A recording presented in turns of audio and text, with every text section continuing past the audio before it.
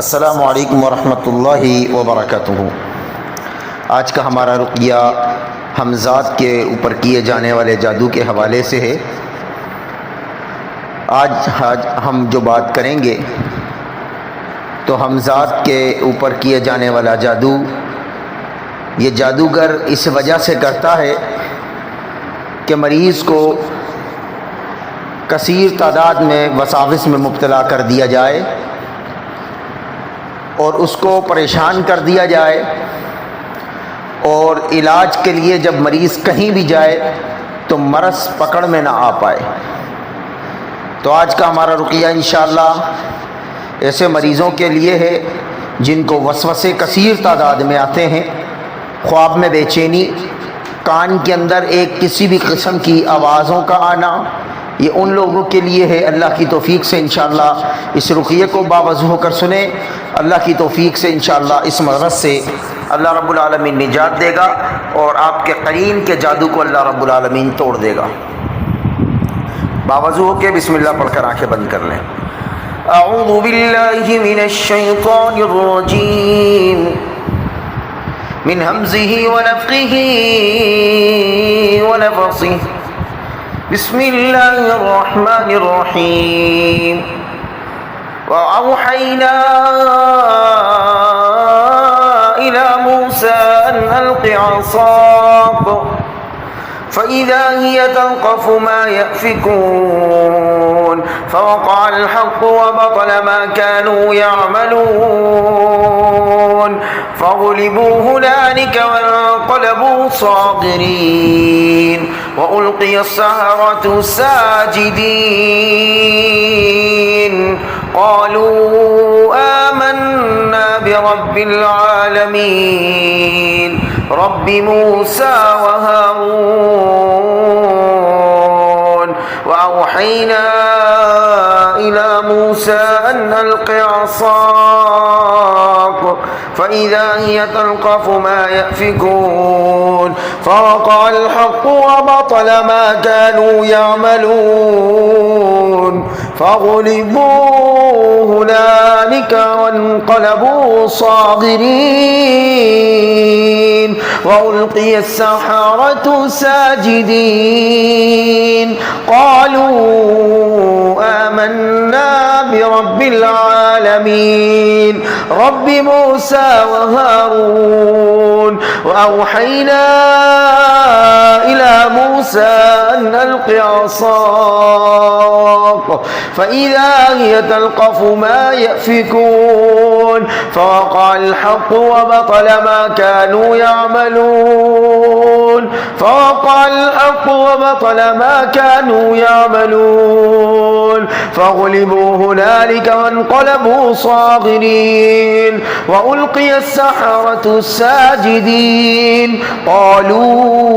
आमन्ना बिरब्बिल आलमीन रब्बि मूसा व हारून व औहैना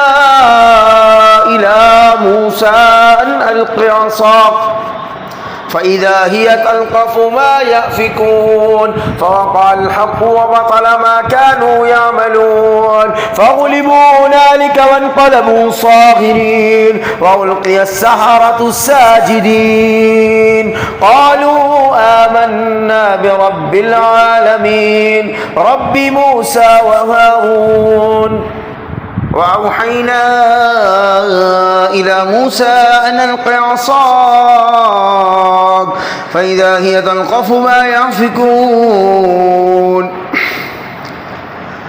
فوقع الحق وبطل ما كانوا يعملون فغلبوا هنالك وانقلبوا صاغرين وألقي السحرة الساجدين قالوا آمنا برب العالمين رب موسى وهارون وأوحينا إلى موسى أن ألق عصاك فإذا هي تلقف ما يأفكون فوقع الحق وبطل ما كانوا يعملون فغلبوا هنالك وانقلبوا صاغرين وألقي السحرة ساجدين قالوا آمنا برب العالمين رب موسى وهارون وأوحينا إلى موسى أن ألق عصاك فإذا هي تلقف ما يأفكون فوقع الحق وبطل ما كانوا يعملون فغلبوا هنالك وانقلبوا صاغرين وألقي السحرة الساجدين قالوا آمنا برب العالمين رب موسى وهارون وأوحينا إلى موسى أن ألق عصاك فإذا هي تلقف ما يأفكون فوقع الحق وبطل ما كانوا يعملون فغلبوا هنالك وانقلبوا صاغرين وألقي السحرة ساجدين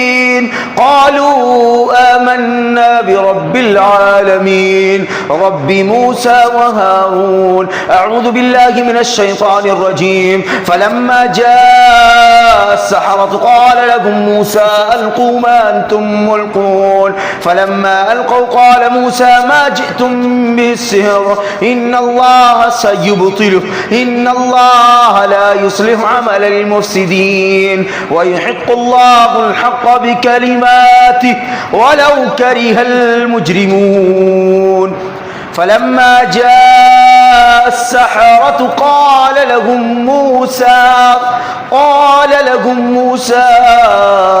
ألقوا ما أنتم ملقون فلما ألقوا قال موسى ما جئتم بالسحر إن الله سيبطله إن الله لا يصلح عمل المفسدين ويحق الله الحق بكلماته ولو كره المجرمون. فلما جاء السحرة قال لهم موسى ألقوا ما أنتم ملقون فلما ألقوا قال موسى ما جئتم به السحر إن الله سيبطله إن الله لا يصلح عمل المفسدين ويحق الله الحق بكلماته ولو كره المجرمون. فلما جاء السحرة قال لهم موسى ألقوا ما أنتم ملقون فلما ألقوا قال موسى ما جئتم به السحر إن الله سيبطله إن الله سيبطله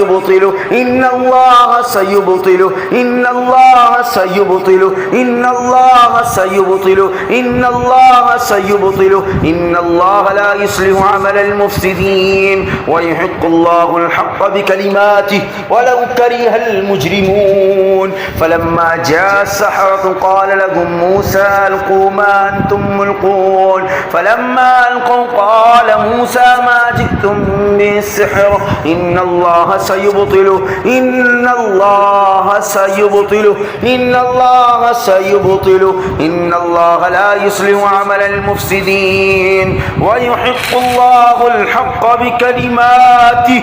ولو كره المجرمون. أعوذ بالله من الشيطان الرجيم من همزه ونفخه ونفثه. بسم الله الرحمن الرحيم. الحاقة ما الحاقة وما أدراك ما الحاقة كذبت ثمود وعاد بالقارية وأما ثمود فأهلكوا بالطاغية وأما عاد فأهلكوا بريح صرصر عاتية سخرها عليهم 7 ليال و8 أيام حسوما فترى القوم فيها صرعا كأنهم أعجاز نخل خاوية فهل ترى لهم من باقية. وجاء فرعون ومن قبله والمؤتفكات بالخاطئة فعصوا رسول ربهم فأخذهم أخذة رابعة إنا لما طغى الماء حملناكم في الجارية إن لنجعلها لكم تذكرة وتعيها أذن واعية فإذا نفخ في الصور نفخة واحدة وحملت الأرض والجبال فدكتا دكة واحدة فيومئذ وقعت الواقعة وانشقت السماء فهي يومئذ واهية والملك على أرجاعها ويحمل عرش ربك فوقهم يومئذ ثمانية يومئذ تعرضون لا تخفى منكم خافية فأما من أوتي كتابه بيمينه فيقول هاؤم اقرءوا كتابيه إني ظننت أني ملاق حسابيه فهو في عيشة راضية في جنة عالية قطوفها دانية كلوا واشربوا هنيئا بما أسلفتم في الأيام الخالية وأما من أوتي كتابه بشماله فيقول يا ليتني لم أوت كتابيه ولم أدر ما حسابيه يا ليتها كانت القاضية ما أغنى عني ماليه هلك عني سلطانيه خذوه فغلوه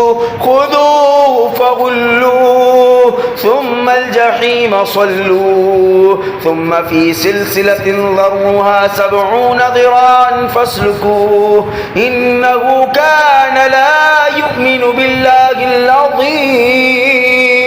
ولا يحض على طعام المسكين فليس له اليوم هاهنا حميم ولا طعام إلا من غسلين لا يأكله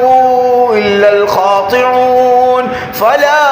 أقسم بما تبصرون وما لا تبصرون إنه لقول رسول كريم وما هو بقول شاعر قليلا ما تؤمنون ولا بقول كاهن قليلا ما تذكرون تنزيل من رب العالمين ولو تقبل علينا بعض الأقاويل لأخذنا منه باليمين ثم لقطعنا منه الوتين فما منكم من أحد عنه هاجزين وإنه لتذكرة للمتقين وإنا لنعلم أن منكم مكذبين وإنه لحسرة على الكافرين وإنه لحق اليقين فسبح باسم ربك العظيم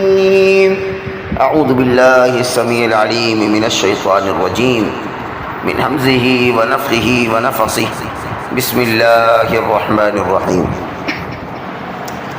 قل أعوذ برب الناس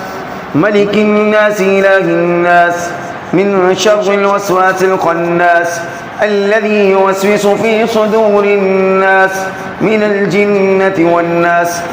قل أعوذ برب الناس ملك الناس إله الناس من شر الوسواس الخناس الذي يوسوس في صدور الناس من الجنة والناس قل أعوذ برب الناس ملك الناس إله الناس من شر الوسواس الخناس الذي يوسوس في صدور الناس من الجنة والناس قل أعوذ برب الناس ملك الناس إله الناس من شر الوسواس الخناس الذي يوسوس في صدور الناس من الجنة والناس قل أعوذ برب الناس ملك الناس إله الناس من شر الوسواس الخناس الذي يوسوس في صدور الناس من الجنة والناس قل أعوذ برب الناس ملك الناس إله الناس من شر الوسواس الخناس الذي يوسوس في صدور الناس من الجنة والناس